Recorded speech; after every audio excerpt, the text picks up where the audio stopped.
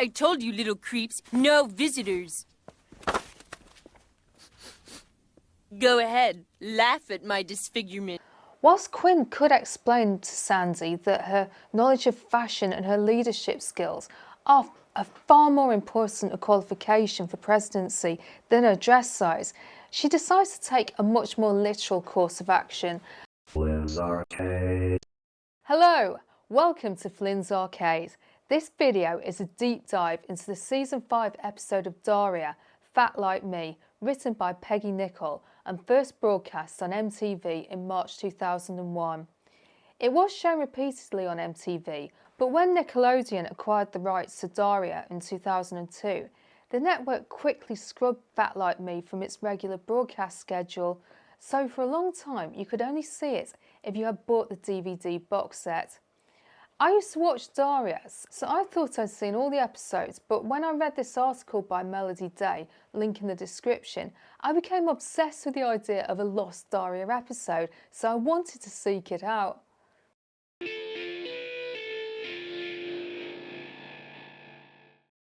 The episode focuses on the fashion club of Lawndale High, megalomaniac group president Sandi Griffin, vice president Quinn Morgendorfer, Daria's younger sister, group treasurer the self-absorbed Tiffany Bloom-Deckler, and long-suffering group secretary Stacy Rowe. The girls have a tight-knit, if dysfunctional friendship group, which we see unravelling throughout the course of the episode.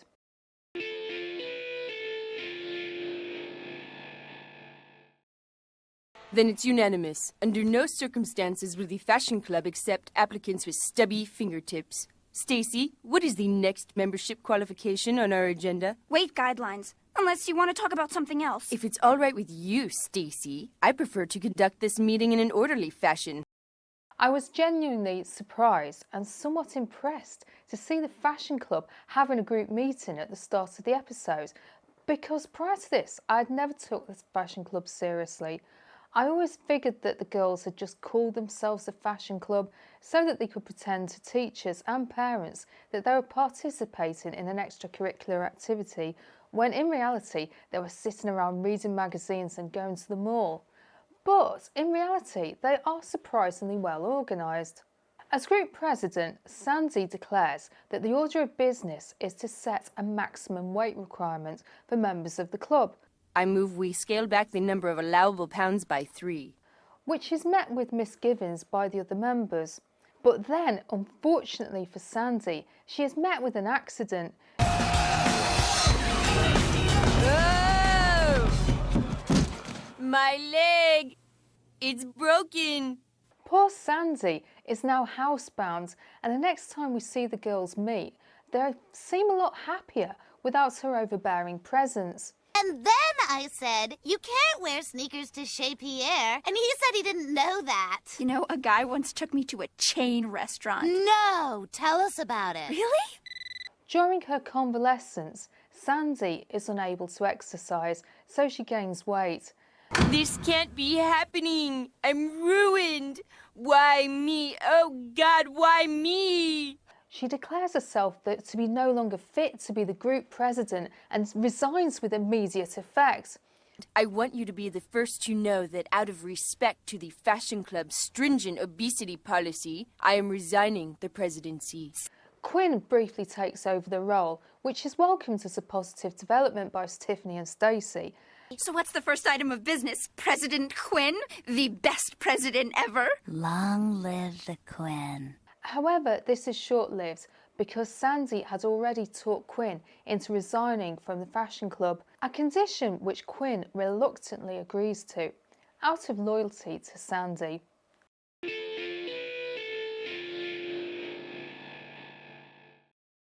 There is already a lot to unpack here. Firstly, the weight restrictions for the club members. Remember that this episode was set in 2001, when there was a trend in the media for very slim models and pop stars. The girls are regularly seen reading a magazine called Waif, which was a term that was used to describe the thin models of the day. So the premise, whilst unpleasant, is consistent to what we know about the fashion club. It's also worth remembering that body image was something which has been discussed in Daria before. Back in season 1, Too Cute featured a storyline where Quinn seriously considered getting cosmetic surgery. All right, hun. Let's make some lips. Dimple you up. And after this episode, Quinn and her friends were shown to be consistently preoccupied with the way they looked. It is also worth noting that Sandi wasn't a hypocrite. She is a very similar character to Regina George from Mean Girls, but unlike Regina, who set rules and regulations for herself and her friends purely as a tool of control, ones she was prepared to ditch if needed be, Sandi really believed in her despotism. Quinn also shows some real depth here. While Sandi undoubtedly manipulated her into standing down as the president, her making good with her promise demonstrates a real sense of loyalty. She gives an impassioned resignation speech. You'll hold yourselves up to the highest standards possible. No ankle boot too pointy, no chartreuse too chartreusey, and no mock turtleneck too mocky. And finally, you will never, ever date anyone less attractive than you are. Although equally attractive is okay. Which indicates a real sense of passion and commitment to what she does, and the positive reaction of Stacy and Tiffany to her briefly taking on the role of president shows that she is a much kinder and warmer person than Sandi. By putting the spotlight of the show on the fashion club, we get to see some real character development. Because Daria is told very much from the perspective of the titular protagonist, as a viewer, Quinn is often viewed through the lens of the annoying younger sister, and seeing her behaviour outside of the critical eye of Daria and Jane, we get to learn a lot more about her. If you're enjoying this video, please give it a like and subscribe to the channel if you haven't already. And now, on with my deep dive into Fat Like Me.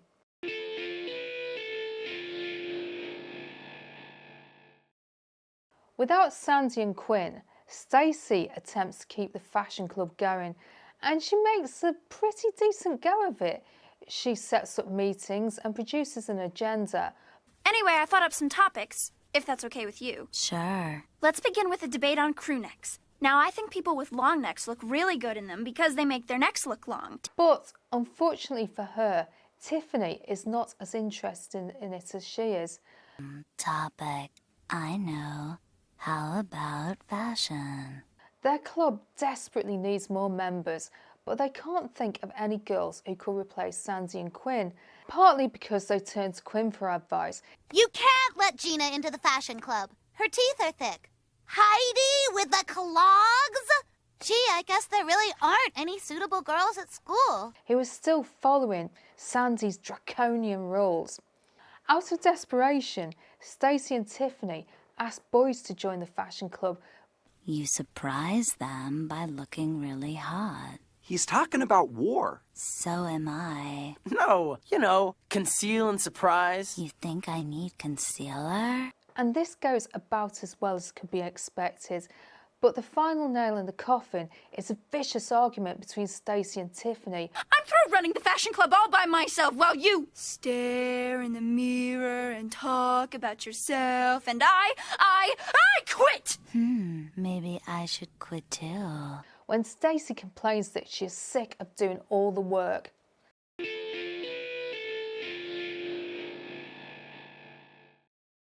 Quinn misses her old life, so she takes drastic action to get the club back together. She knows the club needs its leader, so she visits Sandi, who she finds in a depressed state. I told you, little creeps, no visitors. Go ahead, laugh at my disfigurement. Whilst Quinn could explain to Sandi that her knowledge of fashion and her leadership skills are a far more important a qualification for presidency than her dress size, she decides to take a much more literal course of action. And after a tear-soaked reconciliation... What's wrong, Sandi? Nothing. It's just... Oh, Quinn, I love you so much. Oh, Sandi, I love you too. She becomes Sandi's fitness coach, and the pair embark on a grueling boot camp. Can't I rest? Did Cleopatra rest when she was inventing mascara? Did Nefertiti rest when she was posing for statues? Did Helen of Troy rest when she was doing whatever it was she did? And despite the line being crossed a few times, Beauty never rests. Now swim, you cow, swim. What? Sorry, coach talk. her tough love approach is effective, and soon Sandi is sufficiently thin enough to rejoin the fashion club and reclaim her role as president. Then it's agreed. Applicants can't have stubby fingertips or nails shorter than 1/4 of an inch. Oh, definitely. But her attitude has softened slightly, and her regulations for club membership are no longer as stringent as they once were. Weight requirement. I move that we review maximum allowable weights on a case-by-case basis. That's a great idea, Sandi. Yeah, absolutely. Let's move on to eyelashes. Showing that she has learned something during her time in self-imposed exile.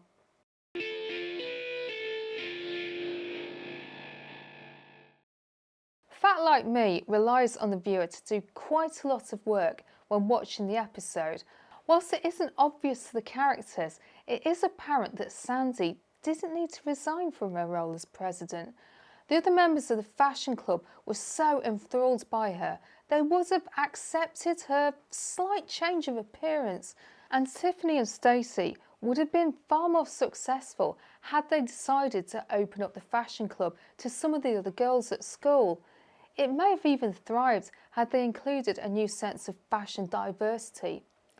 None of this is spelled out explicitly though, and the show leaves it up to the viewer to figure it all out for themselves.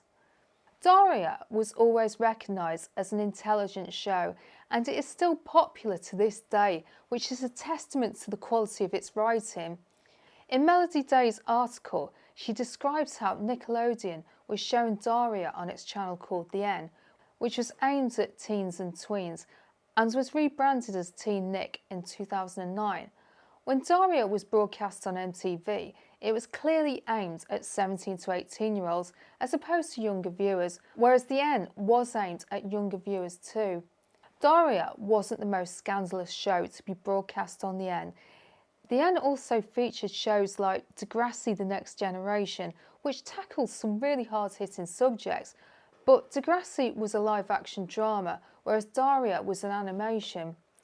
Whilst parents would have been more likely to be conscientious about their kids watching Degrassi, they might have been lulled into a false sense of security with Daria because they wrongly believed that it was suitable for a younger audience. So executives decided it was a responsible thing to do to pull Fat Like Me entirely from the show.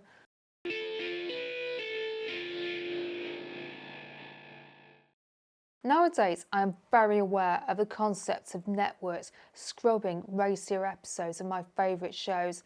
I have recent personal experience of being unable to access certain episodes of Metalocalypse and South Park on streaming services, and I have even heard stories of racier episodes of The Venture Bros being removed from various platforms.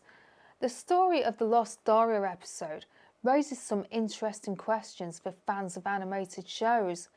In their original homes on MTV or Adult Swim, viewers knew what to expect, and they or their parents could make informed decisions as to whether these shows were appropriate. But once they're on platforms aimed at mainstream audiences, which, funnily enough, has actually happened to Fat Like Me, it's currently being streamed on Paramount.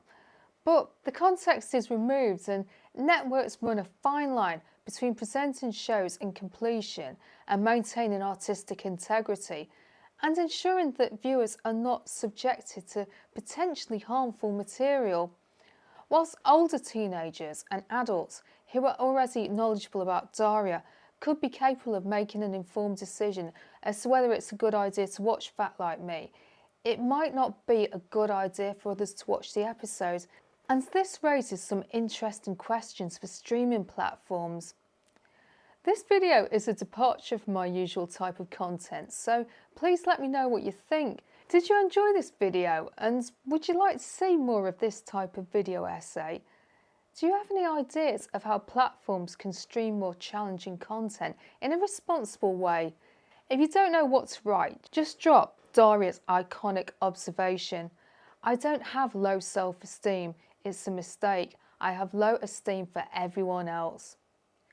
If you've enjoyed this video, please drop me a like and subscribe to the channel if you haven't already. I've made a lot of videos about Adult Swim shows which you might enjoy. Hello to any newcomers and welcome back to all my subscribers. Thank you so much to my channel members. You guys are awesome. I'm going to give you a shout out in the video's end screen, so please stick around for that. And check out my members monthly update video. I have 2 levels of membership, the Guild of Calamitous Intent and the Peril Partnership, so please consider signing up for membership if you can, because it really helps the channel. Add me on Instagram, add me on Blue Sky, the link is in my bio. So that's all from me. I upload videos every weekend, so unless anything comes up before then, I'll see you next time.